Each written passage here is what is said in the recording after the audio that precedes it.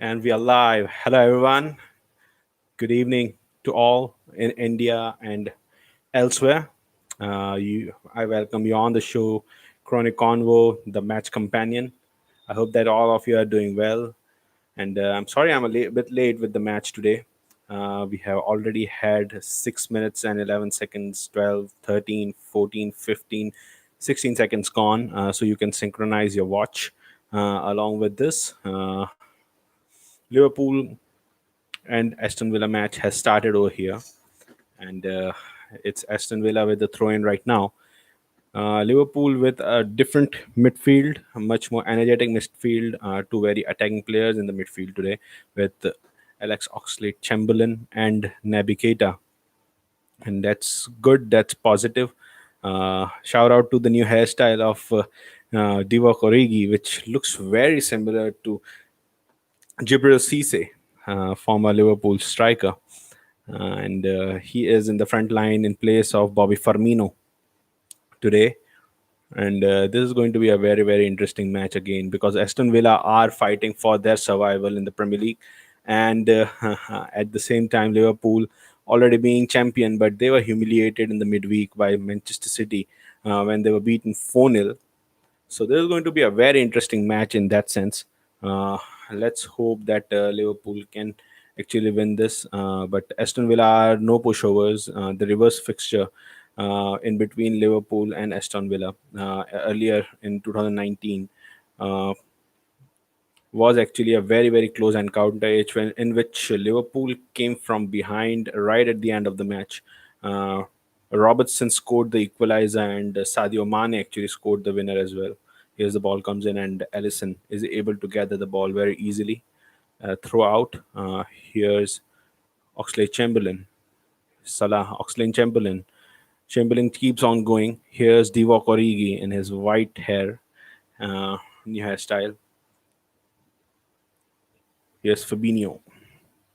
Liverpool will be looking to get more consistency and more uh, possession-based game that they are very accustomed to, and which they were not able to implement against Manchester City during the weekend. So that will be interesting. They are back at Anfield, and they are usually very strong at Anfield. Here's a crossfield ball here to Robertson. In the first match, Trezeguet in Aston Villa team lineup was very, very, very, very dangerous to Liverpool, and he will be looking to be a menace today as well. The news of uh, Thiago Alcantara might be coming to Liverpool is doing a lot of rounds. That's a rumor that a lot of people are actually starting to confirm. Uh, and it will be a very, very, very, very big surprise if he actually comes to Liverpool, especially at the age that we are actually looking at him. He is not the youngest by any means. He is a 29-year-old who is soon to turn 30, and he is going to be a very quintessential part of the Liverpool setup if he comes in. He has the world class caliber. Definitely, he has that. But it's all about whether there are actually. So I'm getting some. I'm getting some comments here from Super Santosh Pandit, and he's asking why are we doing this live stream. Just to answer you, live stream is basically this is a companion in which what we try to do is as many viewers can come on board and we watch the match together. So right now, because of the COVID-19, a lot of lockdown is going on, and people are not able to watch the match with their friends. And usually, people want to watch in companions, and so what we are trying to do is we are trying to put this. Uh,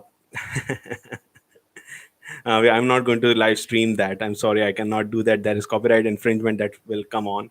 So Yusuf, James, yeah, Yusuf, of course you want to see that, and I'm actually watching it right in front of my screen, but I can't show the match. No cussing, please. Uh, So here's what's going on right now. Liverpool and Aston Villa are playing. It's 10 minutes and 11 minutes are gone, and it's still nil-nil. And yeah, I mean, you can cuss all you want. So there is some problem with Jack Grealish right now. He is down, injured. So I was talking about Alcantara, Thiago Alcantara, who might be coming to Liverpool Football Club as a surprise signing, and the fee that has been tutored is around 29, 30 million euros, which is a decent amount of money for a 29-year-old, 30-year. But you have to understand, he is a very, very experienced and very, uh, very much a quality player, world class player. He comes in that world class bracket, and so that is a good move if Liverpool do make it. But it does not seem to be like a Jurgen Klopp or an FSG kind of a move. So yeah, I mean that does look unlikely in that sense. But a lot of people are coming out, and a lot of people are now uh, telling what to do and what not to do next. So yeah, that's going to be good. I urge more and more people to connect on this live podcast, live streaming podcast of this Liverpool and Aston Villa match, and you can ask whatever questions, and we can actually start a discussion board. uh, all the Liverpool fans especially are uh, invited on this podcast, and yeah, I mean that's how you can do it. Whoever is trying to watch this match, you can actually go on Hotstar, Hotstar VIP, Hotstar, and you can actually start watching this match live from there. You can download the app as well. You can also download the Sky TV app, and you can actually find the streaming for that. We cannot stream the match over here because of course there are copyright infringements where it might come on. So you can do that. Uh, Furthermore, you can actually watch the match on Star Sports on your cable, if that is okay.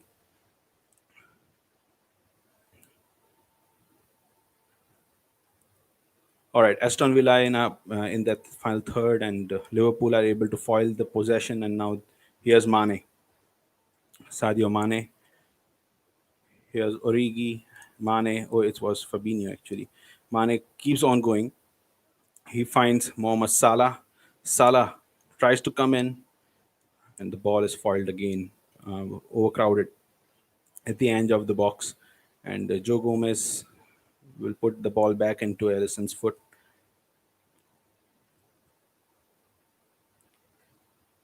Here's Naby Keita, Robertson, Naby Keita.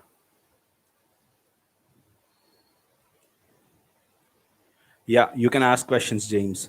Absolutely, you can ask, but just don't cuss. It's against the YouTube community policies, and they will actually kick you out if you cuss on the live chat. So you can go on, you can do that.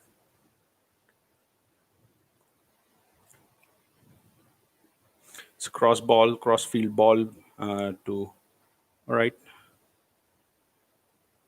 Liverpool playing in a very sturdy possession based match, and he is Jurgen Klopp is looking to get Liverpool back on track here. It's a good cross in, and it's cleared. It's just about cleared here.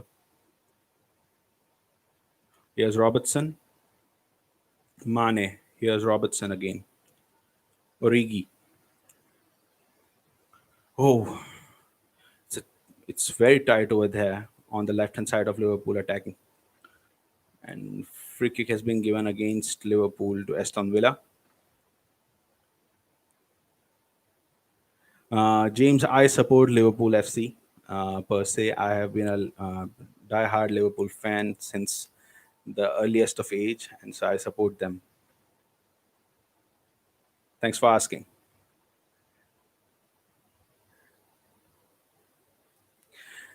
James Restowski, shout out to James Restowski for asking and being in part of this chat. Right on, James, right on. More and more, you can actually invite all your friends as well on this board, and we can have a healthy discussion if you want. A very much hi to Tony, who has just entered the chat room. Uh, Shout out to Tony, Dominex.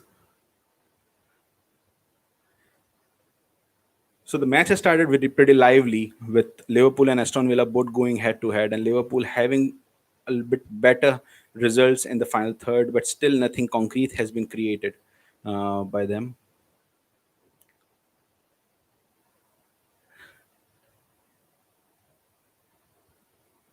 Oh, thank you very much, James. Stay connected. You can actually watch other podcasts as well, other episodes as well. We are having a very informative program on this podcast, and you can actually check out the other episodes that we are doing on this podcast in the YouTube channel, Crony Convo, and you can share them as well. We are trying to bring more and more informative content out for all the people who are listening to this channel, and at the same time we are trying to enjoy these kind of occasions while we are all in this COVID situation around the world.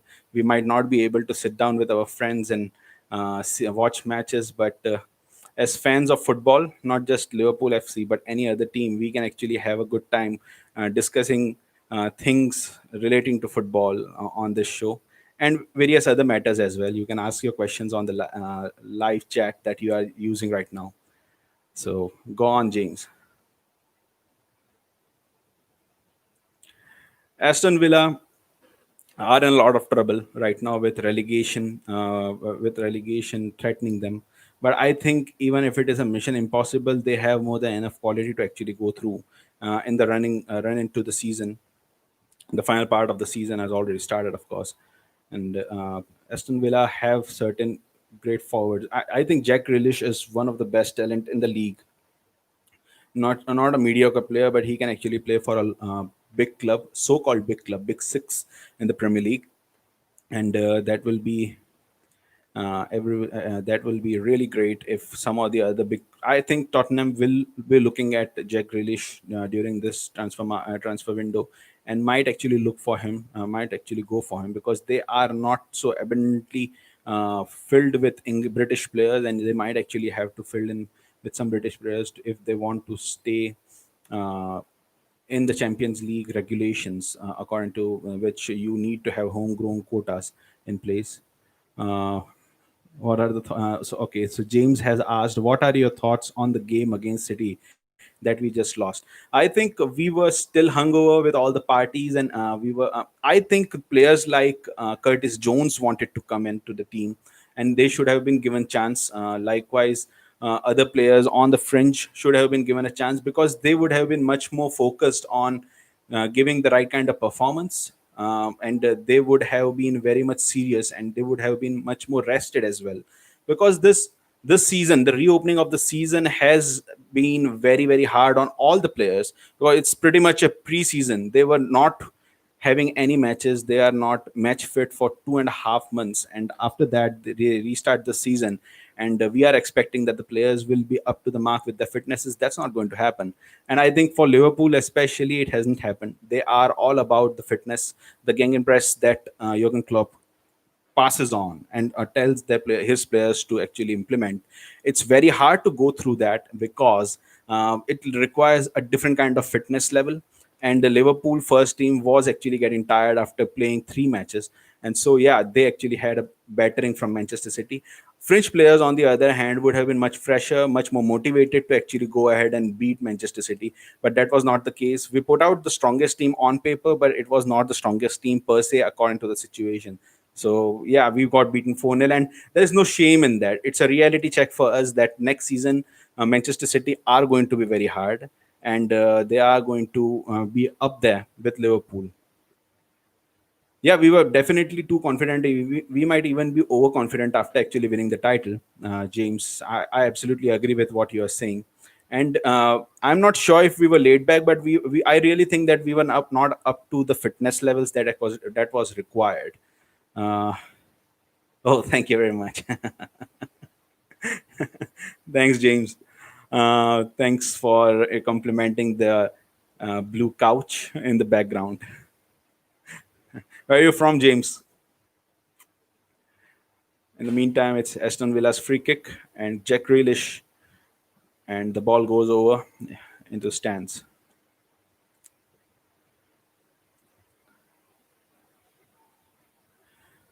The shape on the free kick was pretty good from Jack Grealish, but I think the ball needed to be a little more deeper in between the defense and the goalkeeper to trouble Ellison or the defense comprising of Virgil van Dijk.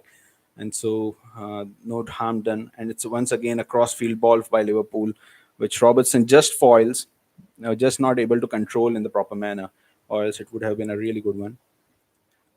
James Restovsky is from Melbourne, Australia. I welcome you on the show, James. Uh, the score is nil nil still. The score is nil nil, and I'm trying to who are the whoever is in this chat right now who is not able to watch the match. I will walk you through that. So David Mahon, who is trying to ask the score. So it's nil nil still, and we have gone through 21 minutes and 43, 44, 45 seconds here. Uh, if you have a live stream of the match in front of you and you want to connect with this campaign match campaign, all you can do is you can just subscribe to the channel. You start watching this podcast each and every match. So I'm actually doing this podcast for each and every Liverpool match, and I try to do other major matches as well, and we can have some fun in the future as well. Yeah, James, I would know the pain. All the Champions League matches that I watch is after 12:30 in India, so I'm pretty sure that it's pretty hard. And you are a diehard fan, it seems, of football, that you are up at 1:30 here right now on a weekend. Yeah, of course. So you can do that. Enjoy. Here's Naby Keita, Virgil van Dijk, wayward pass for Robertson, and it's the drinks break that they have corroborated this season, and it will be a respite again for all the people who are watching this match. This will be a respite for the players as well, and it will be a respite for us as well. So we will take a break. Uh, so coming back to the perspective transfer of Thiago Alcantara, the Spaniard is a world-class quality, and he might be able to bring a lot of creativity to Liverpool midfield. But it does make you wonder if Philip Coutinho is ever going to come back now. If Philip Coutinho is ever going to get a chance to come back to Liverpool, if Alcantara comes in, I don't think so. There is any way that he will actually get some or the other chance to be signed again by Liverpool and have a better career up front, because he is really struggling right now at Barcelona, and I think he has been priced out by Barcelona when Barcelona are actually expecting to sell him at around 49 million, and he's not worth the 49 million fee right now after the performances that he has given for Barcelona, and even the performance that he has given at Bayern Munich. So I can see why Thiago Alcantara is actually being looked at. But again, it might also be a strategy where Barcelona will drop the price for Philip Coutinho once they see that Thiago Alcantara, who is just getting uh, who can be actually bought for just 29 million euros. That could actually force Barcelona's hand, and they might actually bring the price down for Philip Coutinho as well. So it might be a Liverpool strategic move to start this rumor, and we have seen that before as well. James Ristovsky is saying, I think the youngsters are fighting for a starting 11 spot. Absolutely. Curtis Jones is no joke. He is a wonderful, wonderful talent, James. And I think he can be a huge player in the next 2 seasons for Liverpool. And he can actually get a lot of goals as well for the Liverpool team. It's really great that Jurgen Klopp is actually looking to implement using this youngsters graduating out of Liverpool's youth academy.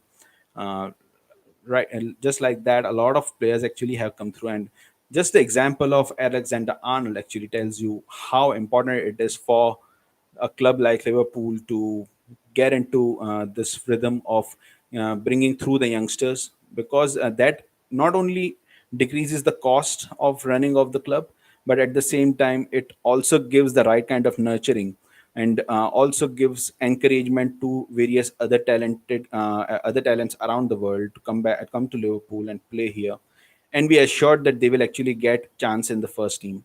So you are spot on again, James. You are spot on. Here's Origi. Origi is on the right now, and Salah is playing in the middle. And here's Mo Salah. Mo Salah takes a very poor touch. Really, the ball gets away from him, and it's cleared again. The ball is retrieved by Joe Gomez, and here we go. Fabinho recycling the ball. Here's Naby Keita. Now, in these areas, Naby Keita is really good when he starts driving with the ball through the center of the field. But he tries to find Mo Salah, but I don't think so. He's going to get the ball here, Mo Salah, and it's watched out by the defender for a goal kick.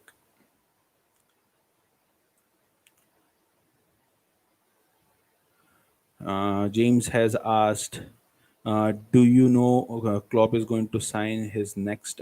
If you mean who he is going to sign as a player next, I think it might be someone in between Thiago Alcantara or it will be Philip Coutinho who will come back to Liverpool. Uh, it's very straightforward. It's very simple. They are looking for a creative player in midfield because a lot of teams are now understanding how to shut down the fullbacks. At the same time, they also know that there is not enough creativity in the middle for Liverpool.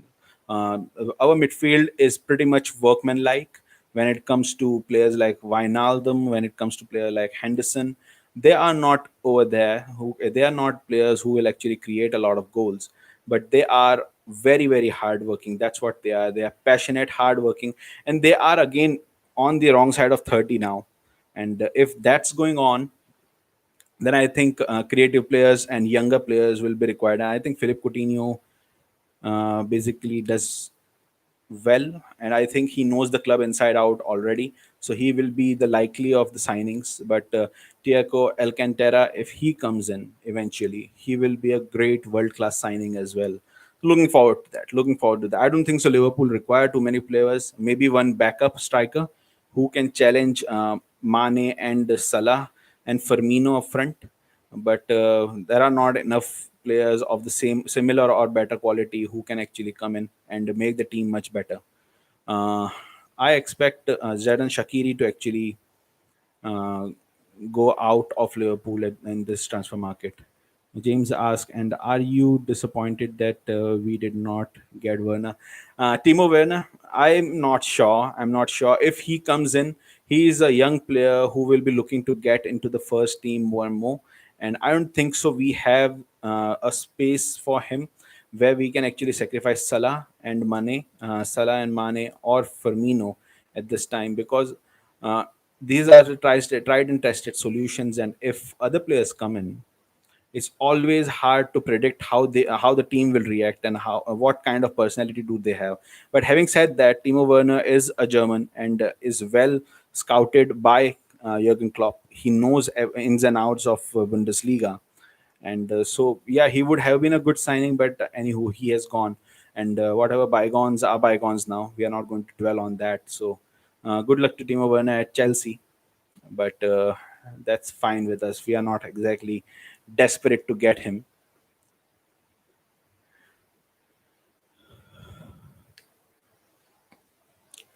Here comes Aston Villa, and they are trying to catch Liverpool on the counter. They might still do that, but Liverpool have the shape back. Here comes Aston Villa on their left hand side. Al Ghazi, Davis, Megan goes back to his defenders. On the right hand, it's offside. It's offside. It's incredible how the wingers are not able to see what kind of shape they are in. They cannot see across the ball, across the line, and stay onside.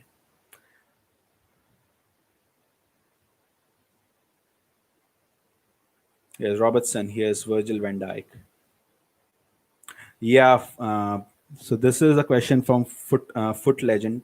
I am definitely from India. My name is Ibrahim Susiwala. I am a business consultant, international business consultant. In the daytime, I'm a former semi-professional football player. I played for three clubs in India, and then I basically left football because of some injuries in my knee. And today I am a podcaster on this channel. At the same time, uh, I am an international business consultant and a chartered secretary and administrator.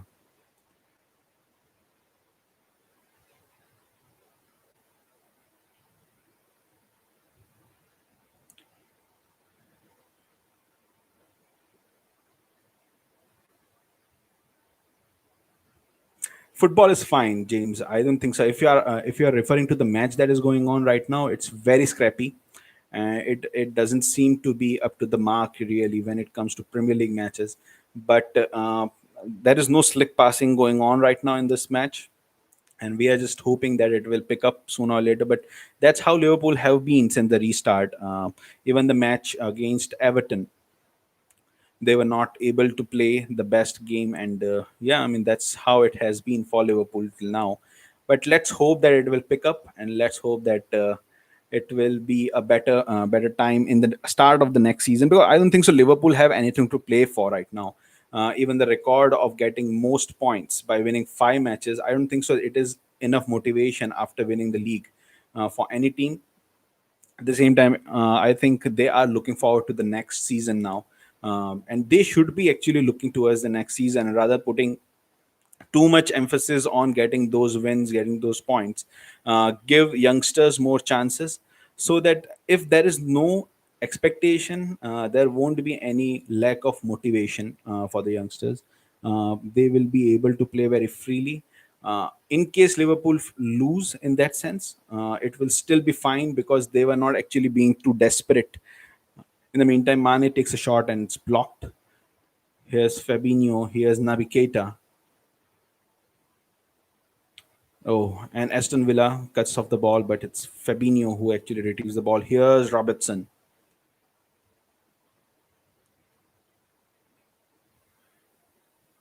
and the ball is spread out now to Chamberlain. It's 32 minutes and 57, 58, 59 seconds gone, and it's still nil-nil between Liverpool and Aston Villa at Anfield, uh, Liverpool's home ground. The ball being played in defense right now, and here's Naby Keita. Here's a ball spread out, and again the balls that have been put out for Robertson have not been up to the mark today. We saw Keita doing that. What time is it in India? James asks. James, it's 9:34 p.m. right now in India, and so yeah, I mean it's pretty early in the evening for us. How many Liverpool FC fans are there in India? Asks David Mahon.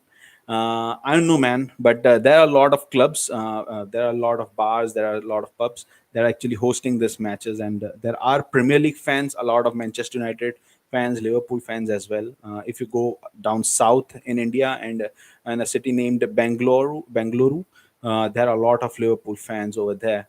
And so yeah, I mean but from where I am in the state of Gujarat, there is not much football as such, which has been followed by a lot of people. So I don't know about Liverpool fans, but there is a scarcity of football fans themselves right now in India. But being a former football player myself, who used to play semi-professional football, it's very interesting for me, and the footballing scene in India is getting better and better. Maybe not in my state, but in most other states like West Bengal, which is very popular. Uh, a trivia for you. So, there are a couple of clubs in India named Mohan Bagan and East Bengal Football Club. These two are situated out of the city of Kolkata in West Bengal. And in Kolkata, they are basically arch rivals. And a record has been set in which the most people that watched one single match in one single stadium at the same time was set out in between a derby between East Bengal and Mohan Bagan. I think back in 2001, it was 110,000 people watching in the same stadium, Salt Lake Stadium over there in Kolkata. So India has some history of football as well. India qualified for World Cup in last. I think they qualified in World Cup in 1950, but after that they have not qualified for the World Cup at all. There are a lot of historic things that you can see in relation to football from India, but India is not exactly a mecca of football. In the meantime, Liverpool have a free kick here in a very good situation. Here comes a free kick, and the goalkeeper is able to be collected by the former Liverpool keeper Pepe Reina.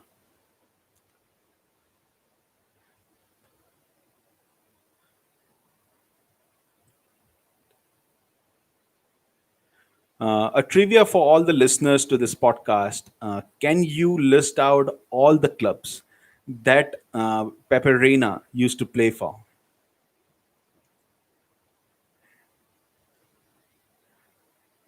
So he has played for a lot of clubs in Spain, Italy, and in England. Can you spell out all the clubs? Can you tell all the clubs that, oh, and Salah gets his shot away in the meantime, and Pepe Reina was able to get down quickly enough? Pepe Reina, the goalkeeper.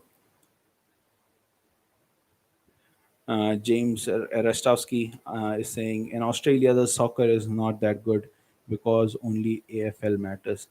I think so, but even having said that, James, Australia Aussies have pretty good quality when it comes to football players around the world, and a lot of players are also playing in MLS as well from Australia. And we have already seen players like Tim Cahill and Mark Viduka, players like Harry Kewell who used to play for Liverpool. Uh, Still, a lot of players that you can actually remember who were from Australia and who really played very well around the world for various. So Mark Viduka played for Middlesbrougugh and Leeds United. He was playing for a Leeds United team that was actually contesting for Champions League at the time.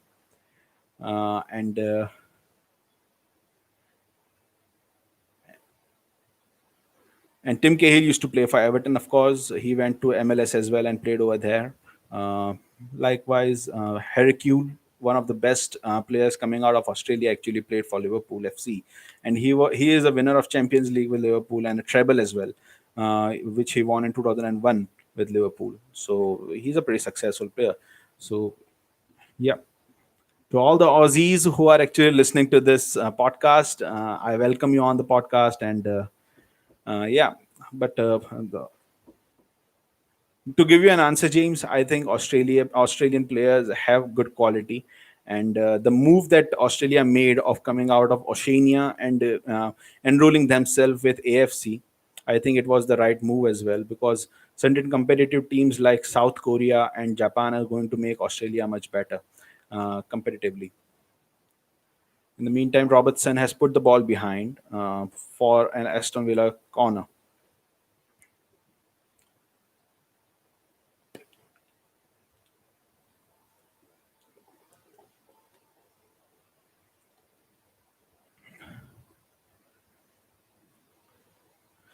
Shout out to Cameron Harrop, who has joined the group. I welcome you, Cameron, on the program.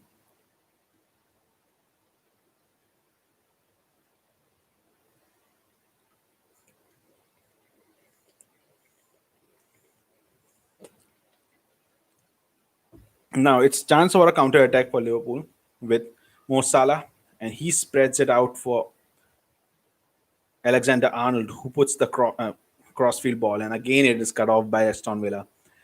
Liverpool still not clicking, and Aston Villa are now trying to hit Liverpool on the counter. It's a wonderful ball, and Alisson is able to collect that.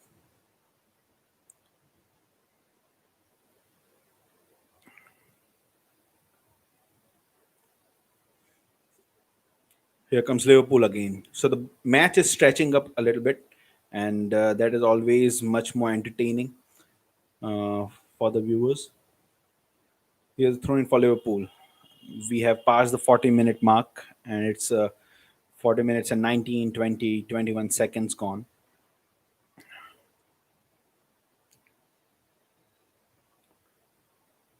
Jack Grealish has gone down again. He is having a problem with his ankle injury for last 20, 25 minutes now.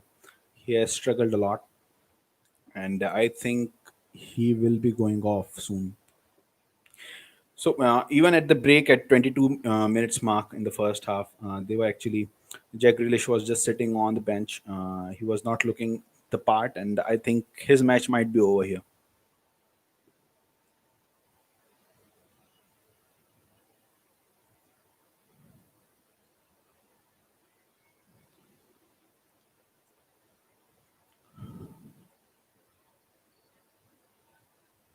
So the teams that Pepe Reina has actually played for are Barcelona, Villarreal. He has played for Napoli. He has played for uh, Liverpool, of course, in England, and he is playing for Aston Villa right now. So he has done pretty well for himself. Having come out of Barcelona, he was not the first choice keeper when he was signed by Rafa Benitez at Liverpool, but he has had a very good reputation when it comes to goalkeeping standards. And ever since he went, Liverpool was struggling with goalkeeping solutions. But with the Ellison coming in, it has actually helped Liverpool now, and Liverpool have a world class goalkeeper in his place. Here's Fabinho. Crossfield ball for Robertson. Robertson has been the out ball, but Liverpool have not been able to execute the ball out to him more often. Here's Oxlade Chamberlain. Oh, that's a wonderful ball. And it's going to be a corner for Liverpool. Just about cut off. Yeah, James, we have KFC in India. A lot of KFCs in India. Every city has 3 or 4 KFCs. So, yeah, we are pretty well covered over there. And we like KFC over here. We have McDonald's, we have KFC, we have Burger King. Let's see what else we have. Yeah, I mean, those are the usual brands that we are looking for, and we have that. What we don't have is any of the beef steaks over here because selling of beef is actually prohibited in India for whatever reason, because of the sacredness of cows in India. We don't have steak houses over here. So that's the only thing that we don't have per se. Other than that, we have pretty much everything over here in India.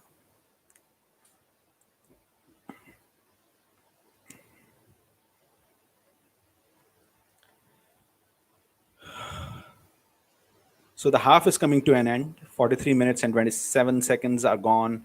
And it's still nil-nil here at Anfield, in between Liverpool and Aston Villa. I don't know why they are putting this fake crowd sound in the background of all the matches while broadcasting. Well, it's really annoying. It's really annoying when the whole of the stadiums are uh, empty. I don't know why they actually want to have this kind of background sound. James Restovsky, we have Hungry Jacks in Australia. Huh. We don't have Hungry Jacks in India. I think we have a Hungry Jack up in New Delhi, but we don't have that. Have it all over India. So yeah, we don't have that. Looking forward to tasting that someday. Jordan Henderson is actually warming up. He might be looking to get into action in the second half. McGinn with the shot and high and wide from McGinn.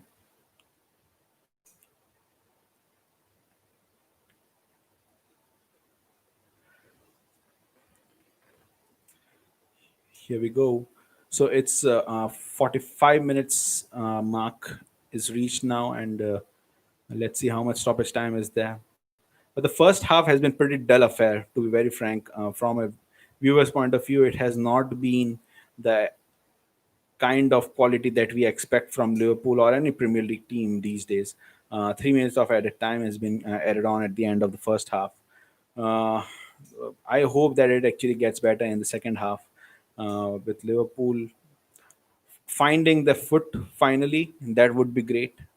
Jurgen Klopp will be looking to motivate his players and try to find a rhythm in which they can actually play. And for whatever reason you might think, Liverpool are being shut out very well since the season has restarted. The performance against Crystal Palace was really good by Liverpool, but that has been all. Against Everton, it was again very, very poor by Liverpool. Against Manchester City, as you know, it was really bad. Aston Villa gets the ball, and ooh, it could have been close. It could have been catastrophic over there for Virgil van Dijk if Douglas Lima would have actually gotten the ball. Douglas Louis, sorry, beg your pardon.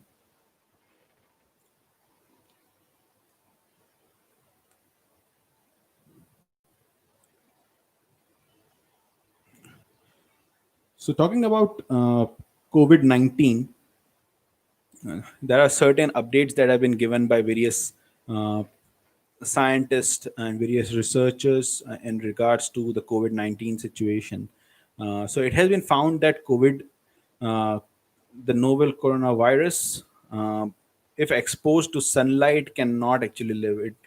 It instantly dies in sunlight. And the thing to point out over here is that it's not the heat that is actually killing it, but the researchers are saying that it's the sunlight, the photons, which are killing this. And so it's very interesting, and it's something. Yeah, James, I will be on till the end of this match. So the COVID-19 does not survive in sunlight, and so I think it will be much safer for us if we go out during the daytime and stay in houses during the nighttime. That will decrease the possibility of getting infected, it seems. Uh, in Australia, I think there is not much of a lockdown. A partial lockdown is in force over there. So I think you guys are pretty much well covered.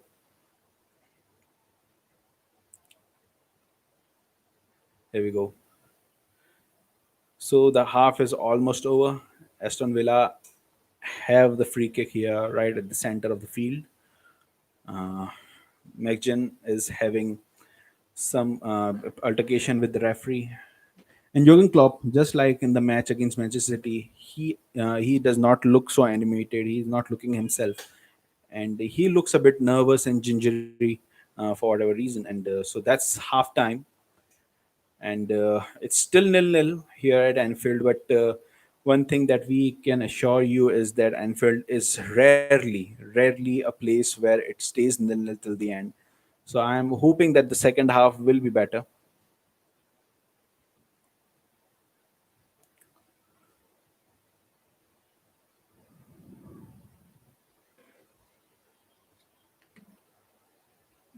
Aston Villa are fighting for their Premier League survival, and Liverpool got a guard of honor at the start of the match again today as well. So it was pretty interesting. There is a penalty shout from Liverpool that will be reviewed. I mean, during the halftime, it will be interesting to see whether it was something that VAR has missed or not. But other than that, I don't think so. It has been a too eventful of a first half per se. But nonetheless, the game has gone on, and we are very happy to have the Premier League in place because a month ago we did not have any kind of sports in place. I think just UFC was back, and other than that, no one was actually doing any kind of programs. It was on 9th of June that the first UFC took place. So the 18th of May program was then postponed to 9th of June, and in 9th of June it took place in Florida. I think it was in Jacksonville. And so, yeah, I mean, I'm pretty happy that sports is back because we really required some or the other form of entertainment during this whole lockdown situation around the world. I hope that everything starts. Cricket is going to start, I think, and various other sports might also take place. They have announced the third fight in between Wilder and Fury for December, which is going to be an epic encounter. I'm pretty sure, and let's see how it goes. I mean. Uh, Fury, of course, won the second fight. After the first fight was a draw in between Tyson Fury and Deontay Wilder. That was a crazy fight. And Deontay Wilder almost knocked out Tyson Fury in that first fight in the final round. And after that, all of a sudden, he got up and he was able to fight out of his way and get a draw decision. Uh, on the other side, the second fight was such a technical affair. Tyson Fury was able to show the quality that he has, and with that quality, I think he completely shut off Deontay Wilder and his power, and put up a boxing clinic in process. And I think that was a very interesting fight in which, again, of course, Tyson Fury won. But this third fight is going to be extremely important in deciding what's going to happen with the unification of the heavyweight titles, boxing heavyweight title, because Anthony Joshua is waiting in the wings to know who he is going to fight from Tyson Fury and Deontay Wilder, and we cannot have enough of Deontay Wilder versus Tyson Fury right now. Exceptionally great fights. I think that Deontay Wilder will be in with a chance to get to get a win over here in the third fight. And if he does, then we are actually looking at a fourth fight in a succession, and that would be another very interesting point as well. Interesting fight. It's halftime, and we are taking a break right now from this match between Liverpool versus Aston Villa, and we are discussing boxing. We are discussing UFC.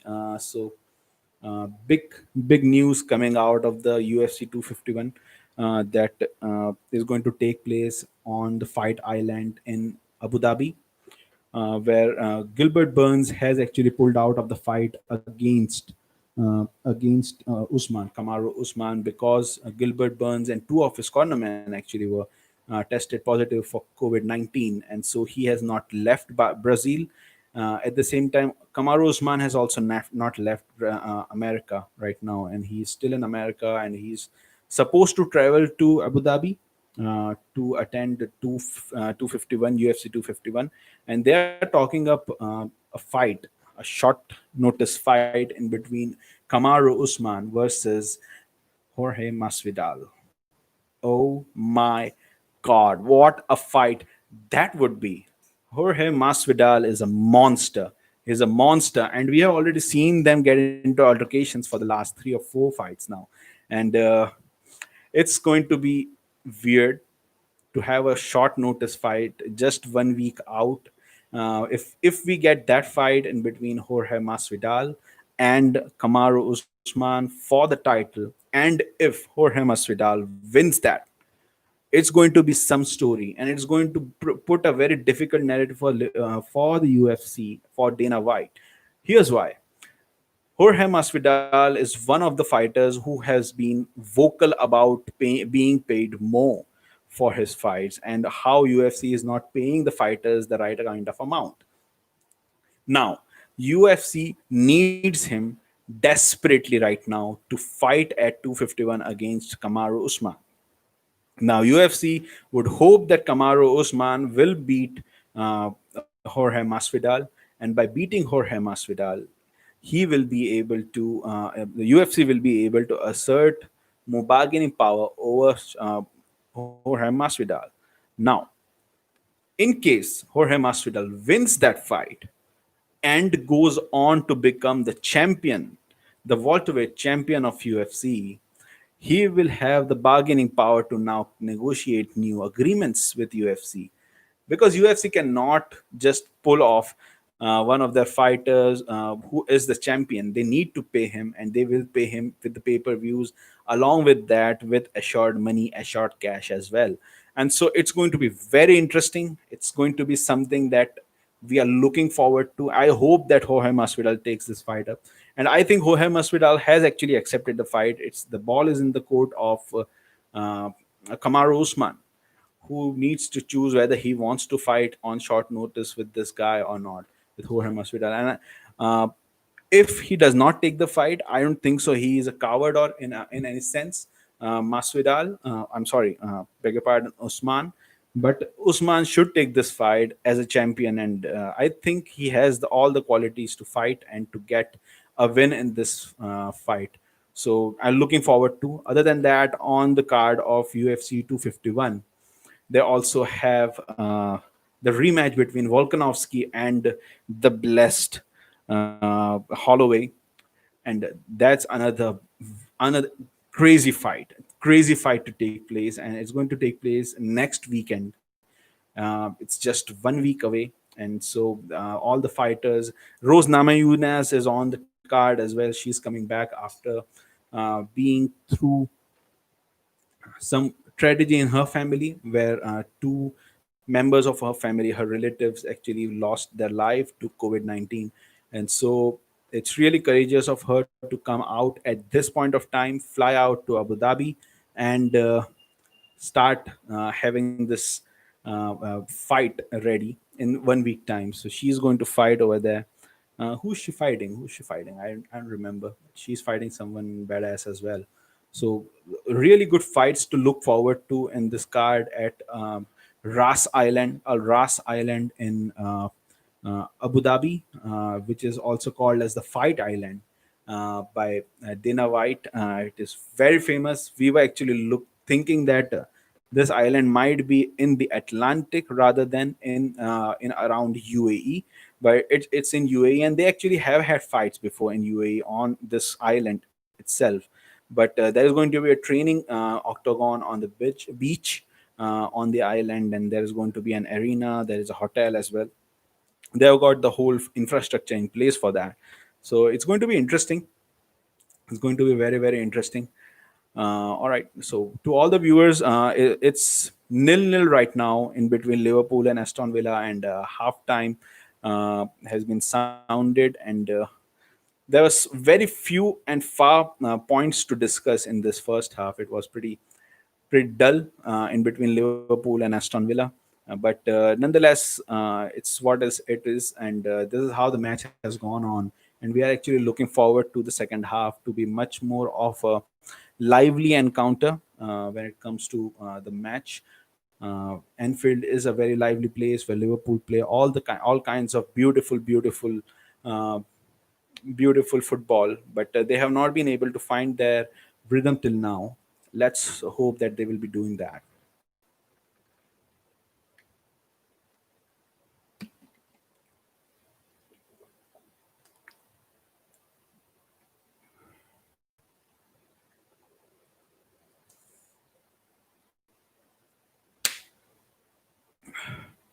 Well, all in all, the match has been very, very cagey and topsy turvy, lacking a lot of uh, final edge passing.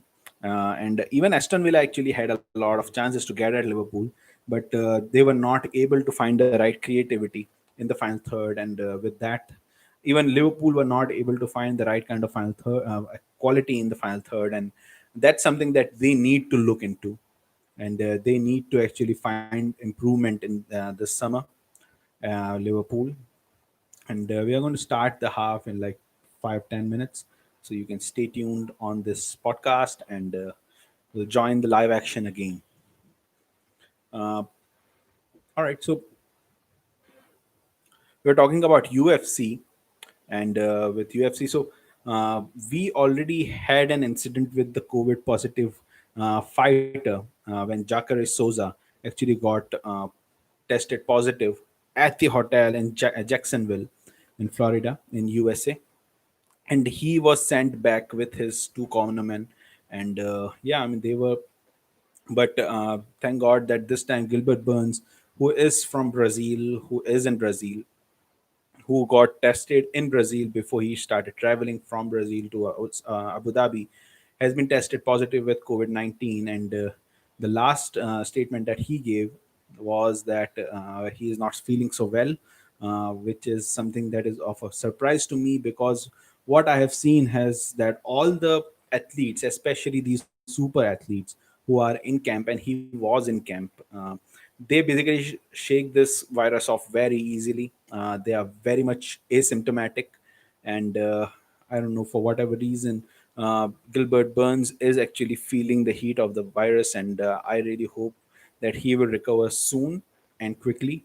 Another big news that came out yesterday, which really saddened me, was the demise of Khabib Nurmagomedov's father, Abdul Manap Nurmagomedov. May he rest in peace.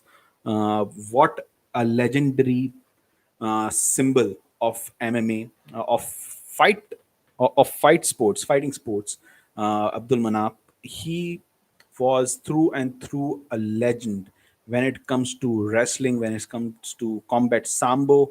The discipline that he had instilled in his son, Khabib Nurmagomedov, who is one of the greatest, greatest fighter to have ever graced MMA and Sambo, combat Sambo. He is the lightweight champion in UFC, undefeated. He is 29, 28 and 0 or 29 and 0, I don't remember, but he has never been defeated in his career. And uh, his father contacted COVID 19, and some around nine people from Khabib Nurmagomedov's family actually contacted COVID 19.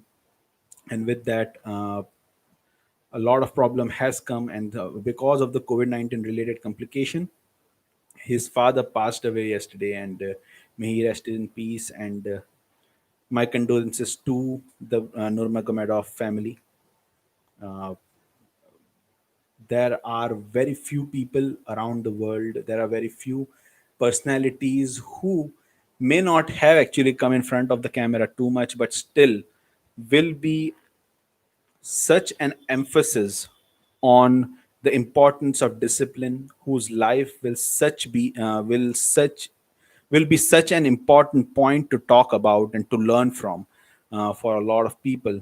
So yeah, I mean, Abdul Manaf was that kind of a person, and it's really really sad to see that this has happened to him. James is back. Hey James, I hope you had a good refreshing break. uh, how many of you actually watch boxing or UFC along with football? Is there anyone who likes those things? You can write to us and on the chat, live chat, and we will respond to any questions you might have according about that. So we are almost live for the second half, and Liverpool are back on the field right now. Salah and Mane and Origi will continue in the second half. It is good. If Origi gets going, he can basically bulldoze everyone. So James, you watch UFC? Do you watch MMA or do you watch boxing? What's more favorable from your side?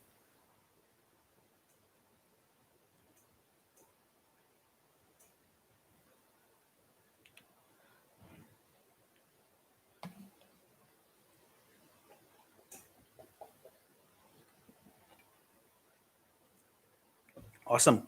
So James Restevsky, he follows MMA, and Volkanovski is one of yours, right? One of the Aussie, and of course, uh, he is the champion right now at featherweight. He is going to fight at UFC 251 next week against Holloway. How do you feel about that, James? It's going to be a very interesting fight. Very, very interesting fight. Uh, I remember another guy who actually is from Australia. What's his name? The former middleweight champion from Australia. I forgot his name for whatever reason. I'll get it back.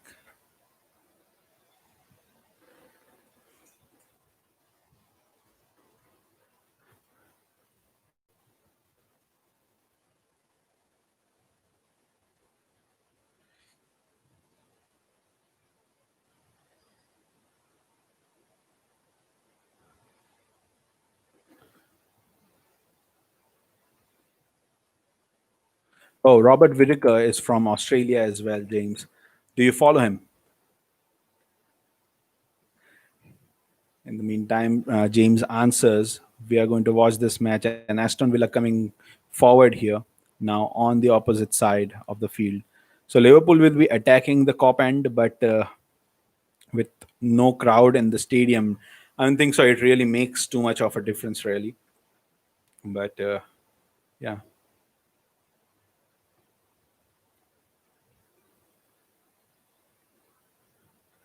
that's right, James. I really think so. Volkanovski is a beast. He's a beast. If you had watched the last video that his camp has released, in which he's basically taking one person after the other down, takedowns, and it's incredible the endurance that he has, and the camp that he has. There are some monsters in that camp. Uh, People like Stylebender is there in that camp. people like what's his name? He just had a fight with Dustin Poirier. He is also there in that camp. So I think there are a lot of good fighters who are in this camp in which Volkanovski is training. But it's going to be hard nonetheless, of course, against Holloway, because Holloway is a different monster altogether. Once he has learned how you fight, and he has experienced that, and he is not someone who is down once he loses a fight. So I think, yeah, that's going to be a very interesting fight. I'm looking forward to it. It could easily be the main event in any other UFC.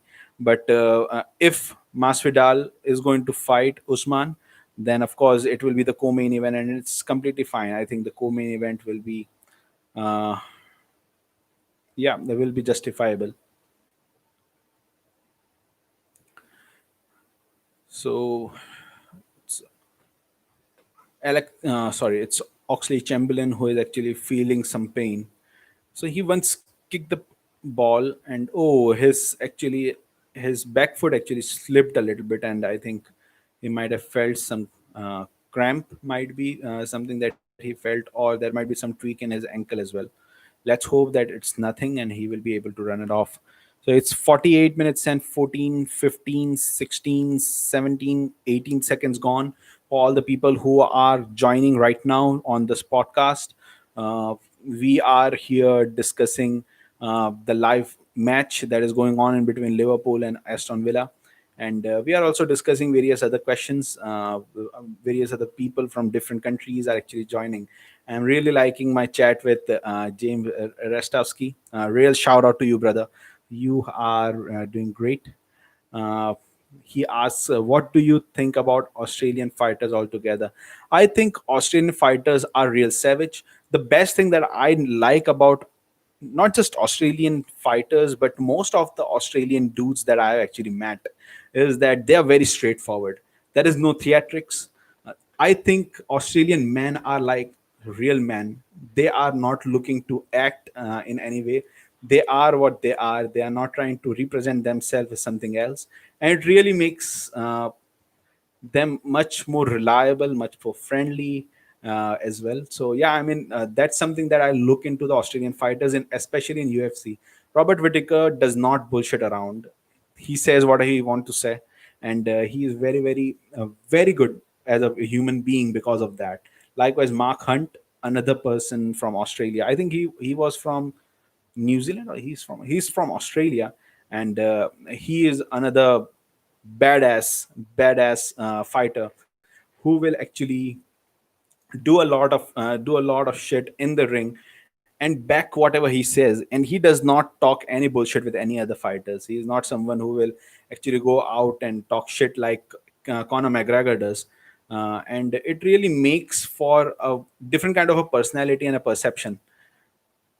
Oh, in the meantime, Liverpool just got away with Aston Villa attack. It's offside, but it was Jack Grealish who got into a very good situation, and he shoots, and Ellison was just able to palm it away. So yeah, I mean, oh, James, Black Lives Matter. I don't know, man. There are so much evil going on around the world. So I'm pretty much supportive of the whole Black Lives Matter protest that is going on in USA, but they are being ignorant about the racism and casteism and all other evils that are going around all around the world. Everyone matters. For me, everyone matters. It's not just the black community that matters, but definitely the evil that has been going on over there. A lot of things have not been spoken over there. So Ku Klux Klan, the KKK, Ku Klux Klan, is also something that should be discussed over there in US.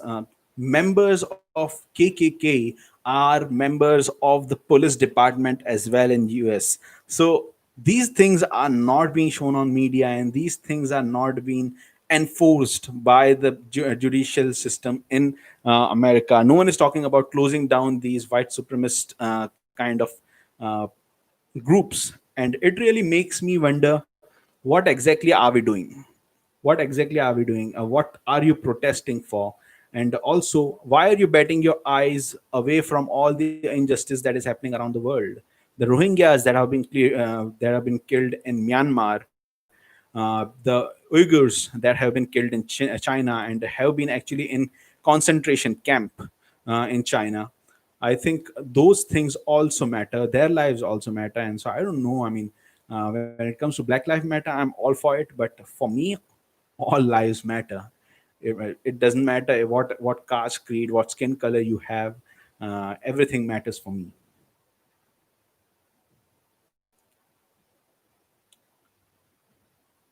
So Aston Villa are getting better of Liverpool right now in the second half, and Liverpool are just not able to get the possession. They are all about possession-based game, and they are actually having trouble right now. Liverpool are just about defending Aston Villa's attack right now. Origi cleared the corner recently. Here's Virgil van Dijk who balloons the ball, and oh, that's a good touch by Salah. And Salah is fouled over there by Aston Villa player. What do you think about that, James? What do you think about the whole Black Lives Matter protest in US? What's your opinion on that? Do you think that it is going to make any difference, or is it just something that is going to boil over soon?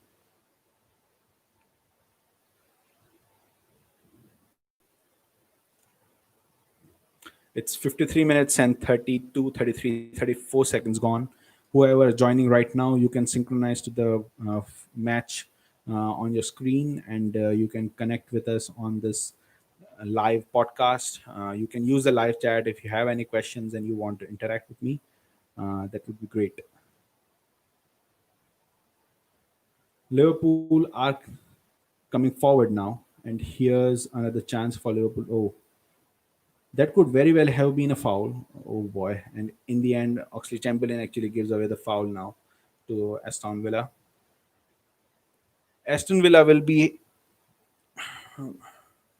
not be happy by just 1 point. They would actually try to find all the 3 points and win all the 3 points from Anfield this match. Uh, with Liverpool actually struggling for motivation, it's going to be a challenge, real challenge for uh, Aston Villa to actually get something. Sorry, Liverpool to get something out of this. Uh, Aston Villa still coming forward, and they are looking more and more dangerous now. They look much more like scoring. And Ellison comes out and he punches the ball. No foul, but now here's Sadio Mane who can break forward for Liverpool. Salah is making the diagonal run of forward, and here's Naby Keita. Naby Keita. Here's Oxley Chamberlain. Good cross in, and the goalkeeper Pepe Reina is able to collect the ball. There was not enough swerve on the ball, not a spin.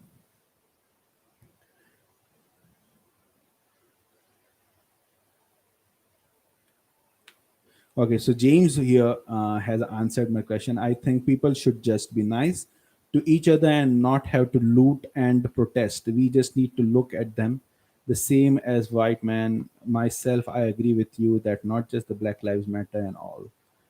Uh, yeah, James, we are on the same page. See, looting and rioting is not part of the protest. Never. I don't think so. The people who are actually looting and rioting over there in US are actually doing it for the protest, or they even understand what Black Lives Matter movement is all about.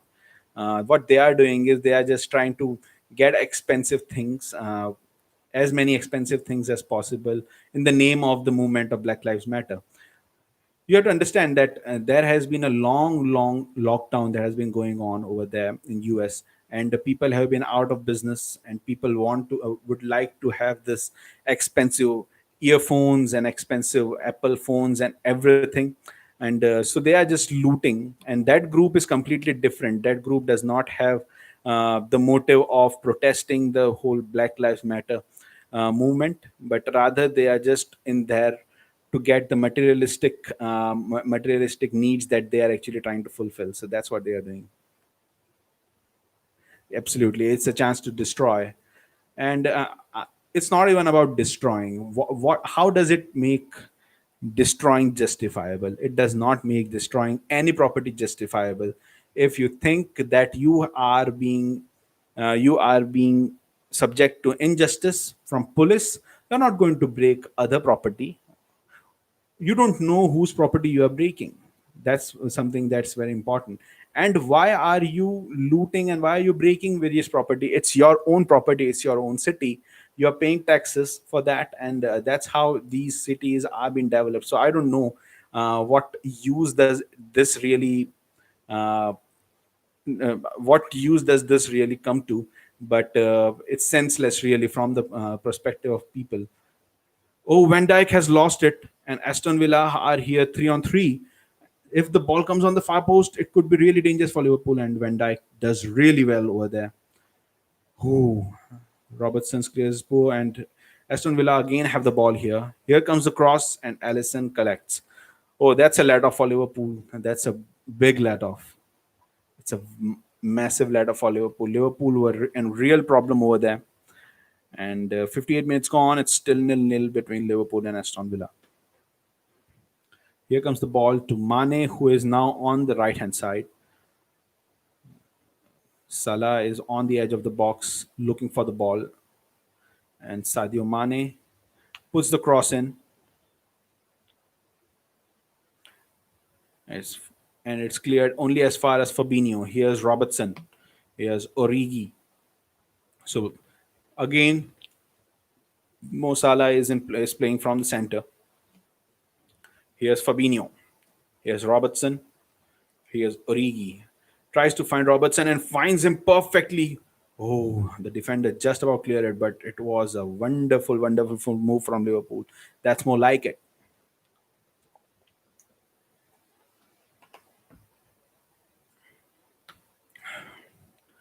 Neil Taylor did well over there, the left back for Aston Villa. James says the innocent people have nothing to do how the police treat them, black people. Yeah, innocent people have nothing to do. That is true, James. But there are certain sects and certain groups and certain cults over there who are uh, increasing this problem that we are facing these days over there, over in various Western countries, because there are so many white supremacists, even in Australia. And there are only a very small minority of people who are like that, but the work that they are doing and their actions are infuriating millions and millions of people and mobilizing millions of people as well, and actually putting them astray in their life as well. So there everyone should be very, very cautious about what they do in their life, and be aware of the consequences that are going to be felt because of their actions. uh, so Liverpool have made substitutions here, and Henderson is on, Wijnaldum is on, and Fabinho is on as well. Oh, sorry, Firmino is on. Fabinho has gone off actually. Game restarts here. Yes, Henderson.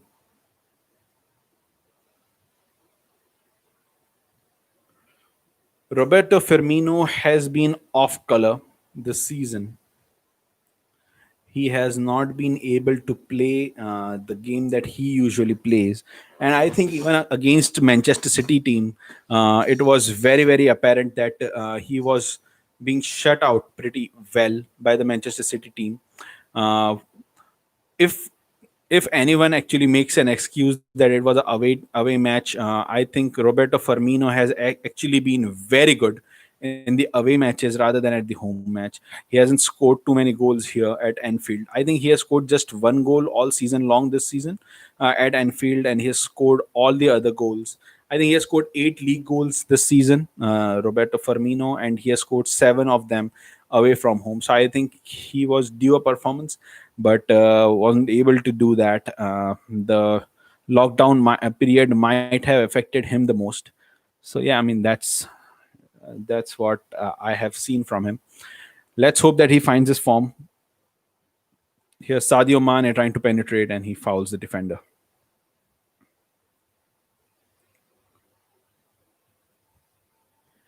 What do you think about such a strong front three for United? That's a good question, James. United do have a legitimate strong front three right now. I am very impressed with how Mason Greenwood is playing, and I really think he is a player with a left foot. He really feels like Robin van Persie to me, with a very strong left foot and a very strong shooting range that he has around the penalty area. And I think he's one for the future. But he's playing well. He has scored around 8 to 9 goals now this year in the Premier League. So he is one to look forward to. The new signing of Bruno Fernandes has been a turning point for Manchester United, and they might be the team that has been most positively affected by this COVID-induced lockdown, because they got chance to gel now. They got chance to uh, get each other's opinion and gel well in the way they are playing. And yeah, I mean, they have done well. Paul Pogba is coming back into the system pretty well. He's playing well with Bruno Fernandes, Marcus Rashford. Quite rightly so, he is actually been compared with Kylian Mbappe, and I think that he has that kind of quality in him, Rashford. But he is a Manchester United fan, and I really hate Manchester United fans for whatever the reason might be, because they are the arch rivals of Liverpool. I'm never going to like them. But as a neutral, Manchester United are really doing well, and they still need a couple of players. They definitely need a good defender at the back, a Virgil van Dijk kind of a defender who will be able to control defense well. I don't think so. Lindelof is a good enough defender for them, and yeah, I mean that's how it is. Mourinho going to Tottenham. So James has asked, and what do you think about Mourinho going to Tottenham? All right, uh, Jose Mourinho, he is a masterclass, but I think he might be outdated with his system. He really needs to change his way of approaching the games. He has gotten a lot soft since his comeback, second coming to Chelsea, and so I think yeah, he has done fine. But even at Manchester United, people thought that Manchester United will be a very straightforward job with all the money that they have, but they did not understand the structure, the culture that was set up by Sir Alex Ferguson. So that was pretty hard for them. So Mourinho, of course, uh, did not succeed at Manchester United like he would have liked. But at Tottenham, it's a new start, and he has a squad in which he believes. It's a very aging squad, so I think he requires 3 or 4 players in that squad, new young blood that will actually take them. Uh, James says, I think Jose Mourinho's style is not right for Tottenham. It depends. It depends on what kind of players that he have. If he has the players to play his style, I really loved his time at Inter Milan when Diego Milito was just splitting open all the defenses, along with Wesley Schneider. And if those kind of players, the profile of those players, Samuel Eto'os of this world, if those kind of players are being gathered over there by Mourinho, I think Tottenham could basically win just about everything. Not just the Premier League, not just the Champions League, but everything. They have the possibility of winning everything.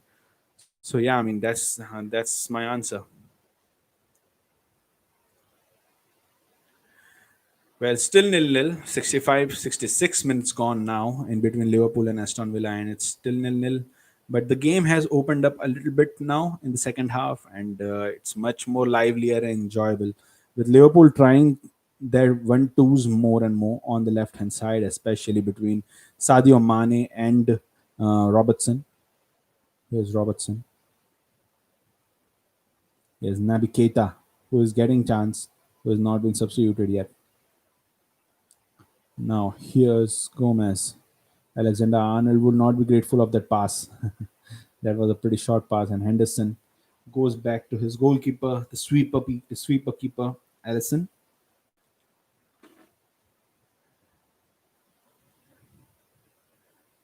James Restavsky says that he is impressed with Wolves and really impressed with such a small budget. I don't think so. They had a small budget. They are pretty well-run club, and they have dived into the Portuguese market a lot.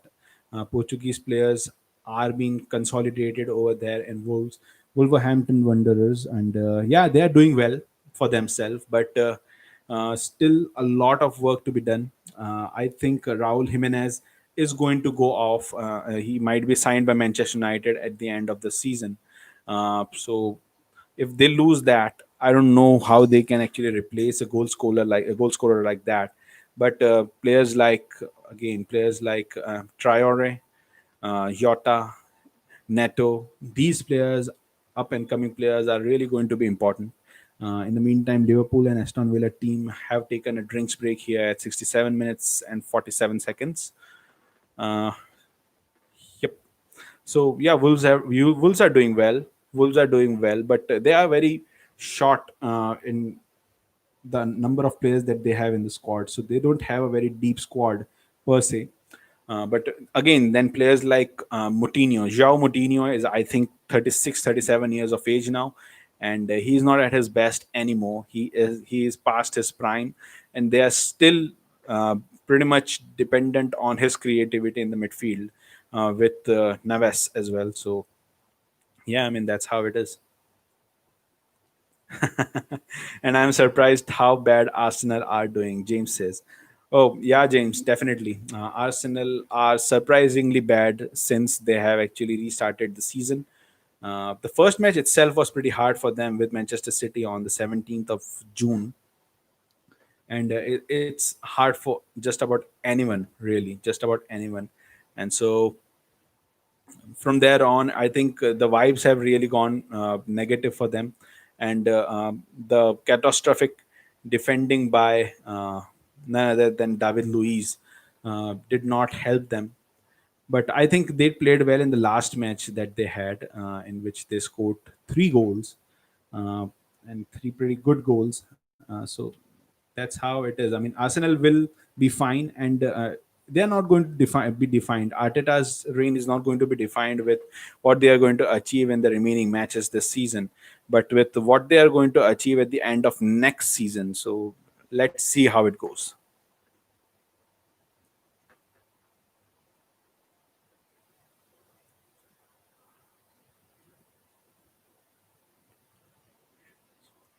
Uh, Shout out to M1 and M1 Nor Sharizon, who has joined the chat over here. I hope you are enjoying the chat. I hope you are enjoying this podcast and enjoying the match as well.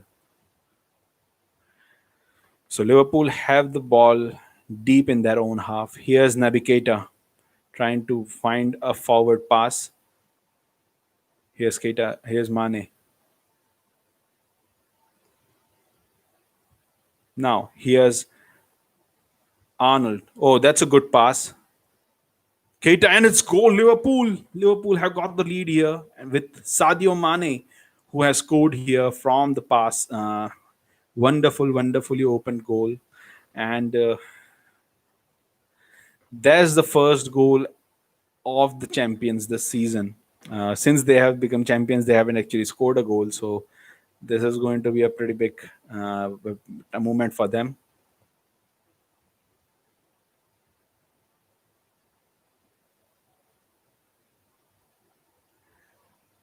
So it's 70 minutes, 71 minutes gone, and it's Liverpool 1, Aston Villa nil. Mane has scored a goal.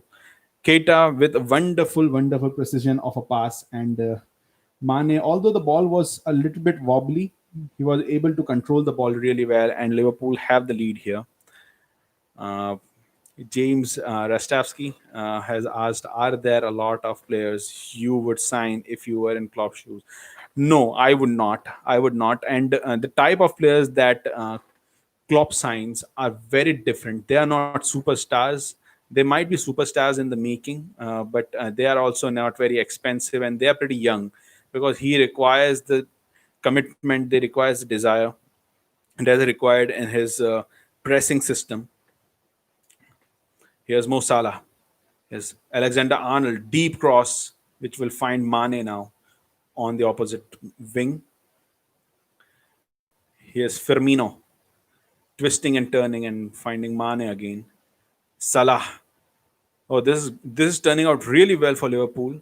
Oh, and Salah went down, but the referee says nothing giving.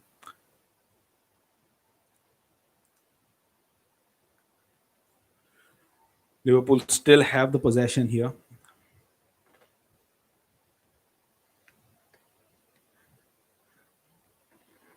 Cheers, James.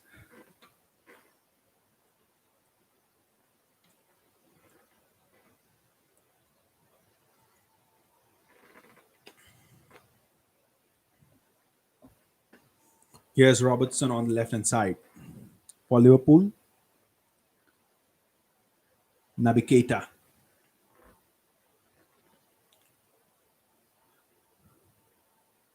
Here's Wijnaldum on the right hand side for a change. Naby Keita. Oh, and Alexander Arnold just hoffs it forward, and the ball actually went out and came back in.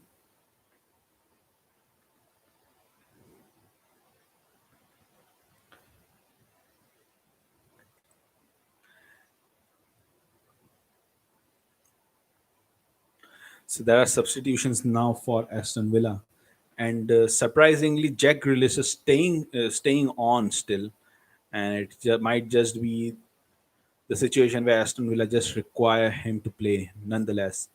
And Yota has also come on for Aston Villa.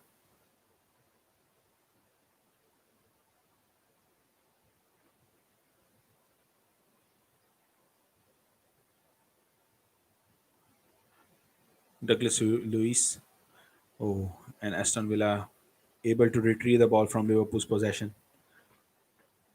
Here comes Aston Villa from the opposite wing on their right hand side. And it's a lovely ball. Oh, this is a wonderful ball, and it's really well defended by Virgil van Dijk in the end. The ball in the air here, and Liverpool will be able to come out with the ball with Henderson driving forward with the ball and finding Mane. Robertson makes the forward run beyond Mane, and here's Salah. Oh, come on. None of the Liverpool players were able to get a touch on that ball then. Here's Robertson again. Henderson starting to dictate the pace of the match. The Liverpool skipper. Here we go. Oh, that's a lovely, lovely, lovely bit of a dummy from Firmino, but comes to nothing, and the ball is back with Liverpool in the defense. Here's Allison on the ball, the sweeper keeper. Yeah, James, I do watch Formula One. I do that. I am a big motorsports fanatic, and I drive around a Ford myself. Firmino. Yes, Salah and Firmino. Oh, great save by Pepe Reina. Well, Liverpool coming out of the shells and playing some great football now. They are starting to play some really good football. And Firmino, Salah, and Firmino. That's like threading through the needle. Really.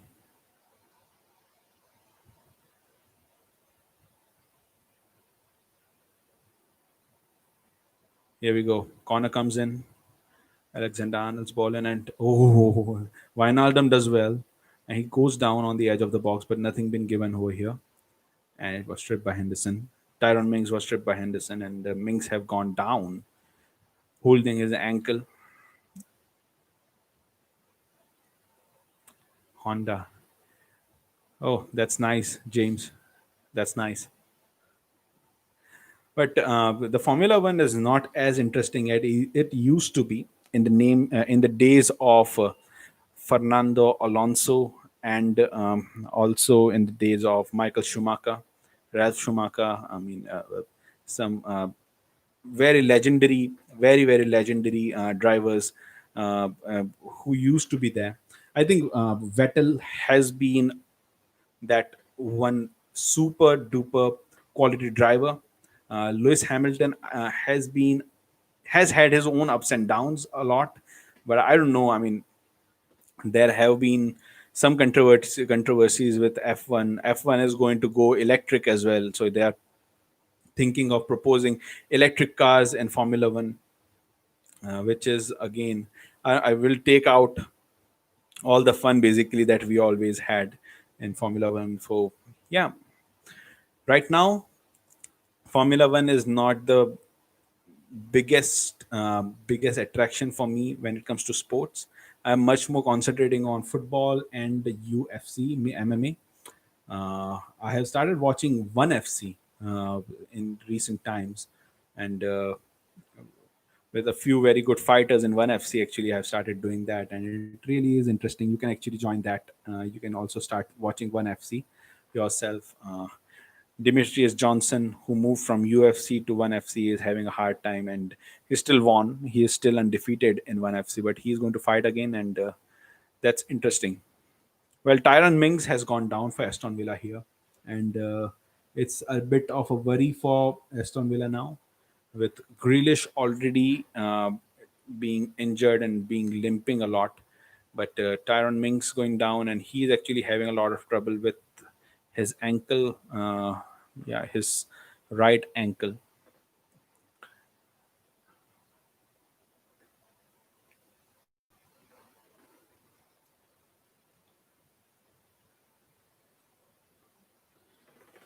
So, the coming episode on the podcast with Johan Tinkre is going to be live on Wednesday. Uh, so, you can actually catch that episode on the podcast.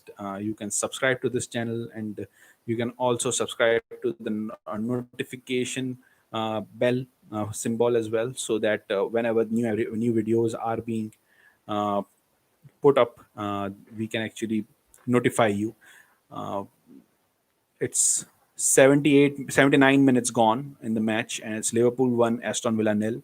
So still good 10 minutes plus added time to go.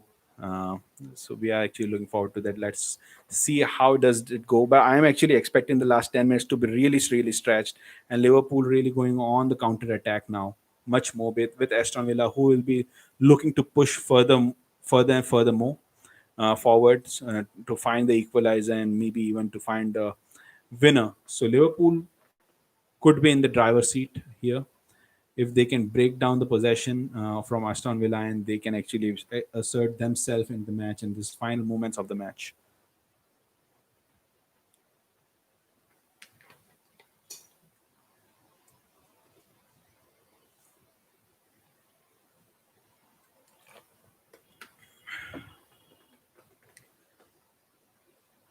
Oh, that's a very vivid pass by Naby Keita.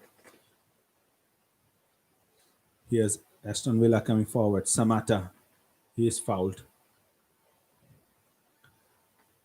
Navigator gave away that throw, and then he has also conceded the free kick. So let's hope that it does not come to anything.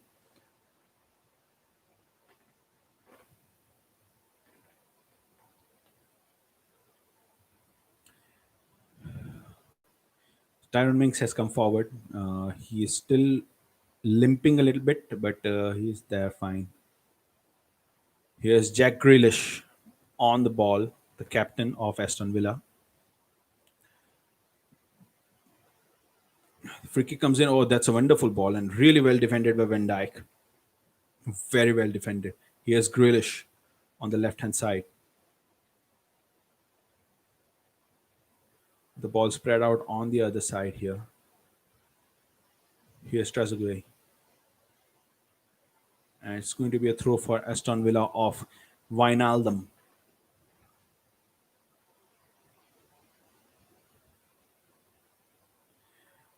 James Rostowski asked, "Do you think that our title this year was well deserved?" Yeah, definitely, definitely. The amount of matches that we played with the intensity that we played, definitely we deserve the title. We have still lost just two matches all season long, which says a lot about the mentality monsters of Liverpool. And yeah, I mean, we have done well.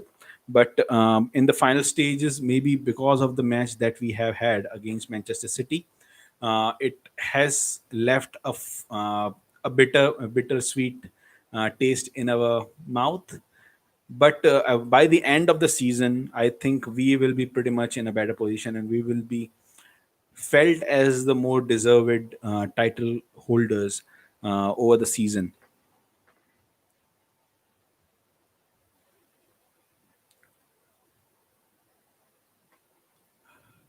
Curtis Jones is ready to come on, and I'm so excited about this player. Curtis Jones is a wonderful, wonderful player. He can play center attack. He can play on the left wing as well, and he has that touch of goal scorer in him. He has the dribbling skills, and he has signed a new 5-year contract with Liverpool, the long-term contract. So, really happy to see him coming on and for the final moments of this match. Here's Firmino, Keita, here's Robertson, Henderson,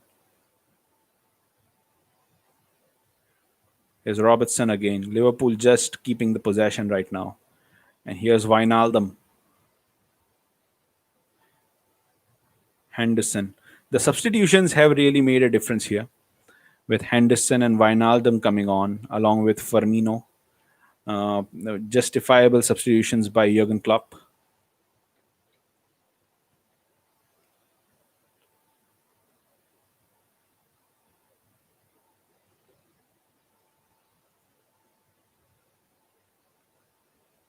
Gomez comes forward and he's fouled. Definitely fouled over there.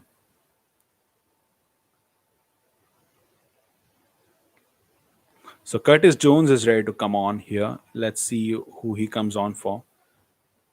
So Curtis Jones is coming on for Naby Keita. So Naby Keita's match is over, and he has played. Naby Keita has played actually more than usual, and yeah, I mean, he has done well. Yeah, James. Definitely, we played well throughout the season. Liverpool have been very, very good with how they have been playing. Certain matches come to your mind, and one of the matches that do you come to your mind when it comes to the desire that Liverpool actually showed was the match against Aston Villa earlier in the season, where we were 1-0 down till the end of the match, and then a cross from Mane was met by Robertson to equalize, and right at that in the stoppage time, a corner from Alexander Arnold was met by Mane, and he scored to make it 2-1, and Liverpool won that match. That just shows how much desire we have to win this league this season, and we have done that. I mean, it's well deserved after 30 years. 30 years of wait, it is over, and we have won the league, and it's well deserved. If anyone would be bitter about this, I mean, I don't understand why they would be bitter about it. I mean, looking over uh, overall throughout the season, Liverpool have been the best team in the league.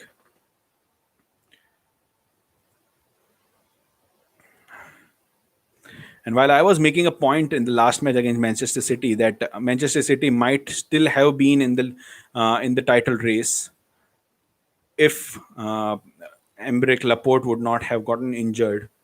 Uh, but I think, having said that, whatever happened happened, and even Liverpool had their own injury problems throughout the season, and they covered themselves well, and they have eventually won the league title. So yeah, I mean, that's good. That's good. We are at 85 minutes and 54, 55, 56, 57, 58, 59 seconds, and 86 minutes now, 86 minutes over. And it's Liverpool 1, Aston Villa nil. And here's Curtis Jones gliding around the field now. He's just about everywhere since he has come on. Here's Van Dijk to Robertson.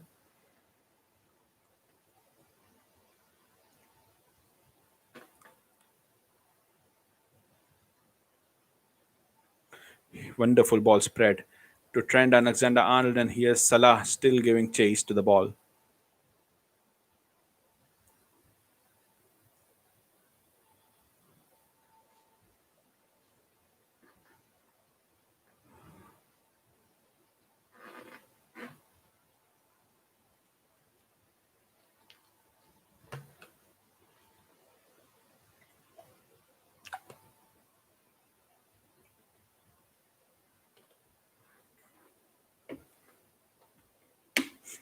So Aston Villa trying to get forward as much as possible. But I think Liverpool are doing well keeping the possession here, and they would do well to keep the position in this final moments. Anything that Aston Villa can get out of this match will be very much appreciated by the manager, and so they are going to go up for head. But Tyron Minks has just cleared the ball. He has ballooned this ball in the end. He has actually hit the roof of the Anfield cop end, and it's going to be a corner for Liverpool. And I don't think so. Liverpool are much in a much of a hurry to take the corner here. But Virgil van Dijk, Henderson, Wijnaldum, all of them have actually come forward. And Henderson is retreating a little bit on the edge of the box here. Here comes the corner in. Salah does not meet. Here's Wijnaldum, a very curious player. Robertson gets there. The cross comes in, but Aston Villa are able to clear. Wijnaldum is a very, very curious player. Someone who has been considered to be a very attacking player all his career. Even at Newcastle, he was scoring a lot of goals.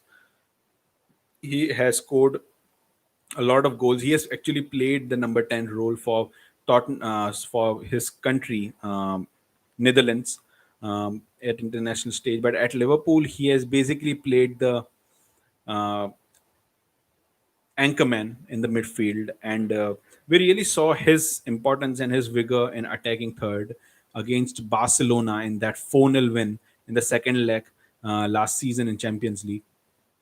And yeah, I mean, he came on as a centre forward and he scored 2 goals. And here's Curtis Jones has scored here. Liverpool have 2 goals now. Aston Villa nil. Curtis Jones scores the goal. The youngster, his first Premier League goal. He scored 1 goal against Everton in the FA Cup. But here's Curtis Jones who gets another goal here for Liverpool, and it's 2-0. 89 minutes gone, and Liverpool 2, Aston Villa nil. Liverpool have basically wrapped the match up now. Henderson came through with a driving run, and it was a good cross by Robertson and was headed down by Salah, and Robertson was Curtis Jones was able to finish it. That's Liverpool.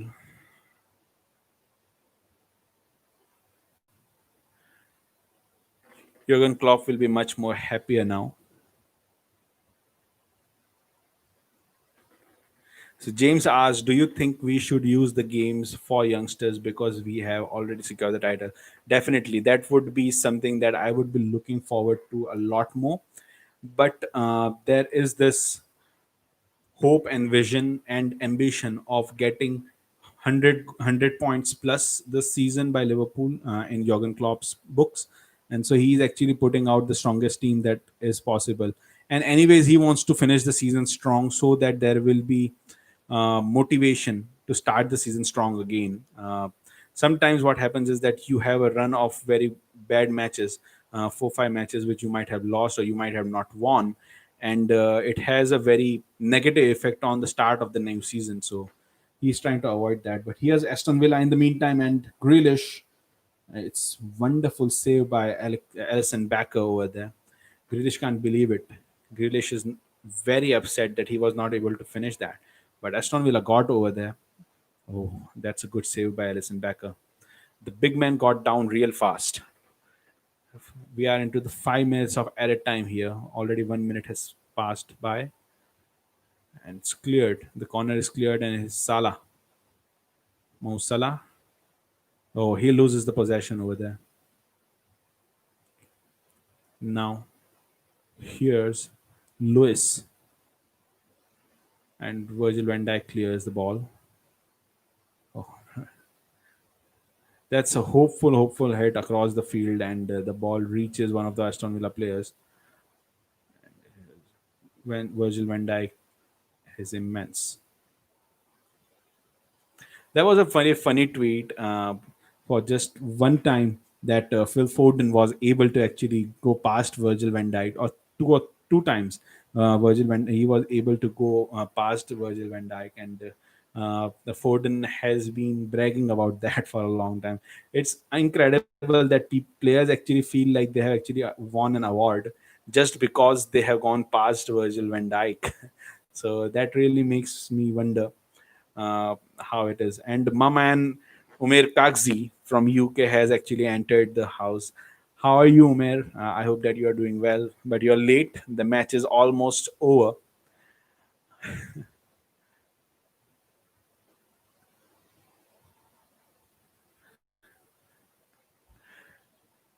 It's 92 minutes gone, 92 minutes and 30 seconds gone. It's Liverpool 2, Aston Villa nil. And another youngster is going to come on for Liverpool, it seems.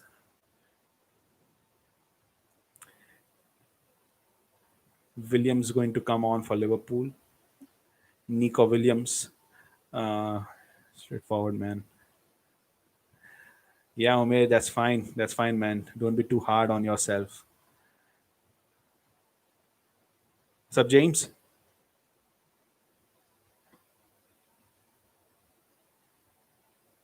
And Robertson is going to come off. So it's interesting. Nico Williams is going to go on the left hand side, or Trent Alexander Arnold is going to go on the left hand side, and Nico Williams is going to play through the right hand side. Let's see how it goes.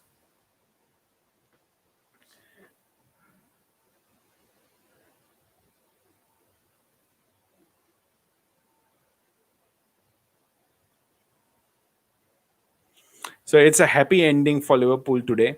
The first half was really dull, but with the substitutions that actually came through in the second half of Henderson, Wijnaldum, and Firmino, I think it has really made a difference, made Liverpool click more.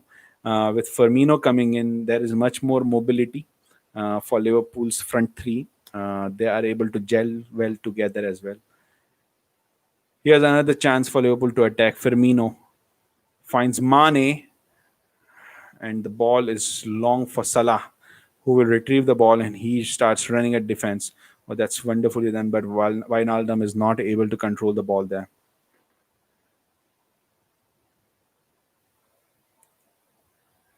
No, Umer, I did not watch the Austrian Grand Prix. I'm sorry.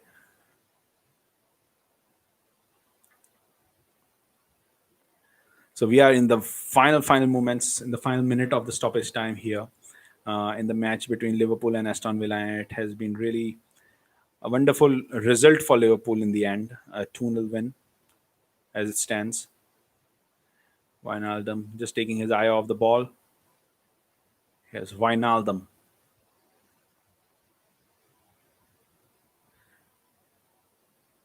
Liverpool will be still looking for four more wins to get those 100 points mark and equal or surpass Manchester City. But the match is over. It's 2-0, and Liverpool have won this match against Aston Villa pretty emphatically. And so, yeah, I mean, I mean, that's how the whole match has ended, and I hope that whoever has been on the show today, watching the match along with us, enjoyed the match, enjoyed the experience. We'll be back with another Liverpool match, next Liverpool match, and I hope to see you back on the show. Till then, this is Ibrahim Susiwala signing off, and please don't forget to subscribe to this YouTube channel and stay connected. We put a lot of different content as well, a lot of good knowledgeable content out during the week. You are going to also find the new episode with Johan Tenkre that will come out. He is a conspiracy theory researcher and a conspiracy theory expert, and he's going to come on the show and he's going to enlighten us much more. So stay tuned and watch Chronic Convo every week with all the new episodes, and I'll see you soon. Till then, bye bye. Take care and stay safe.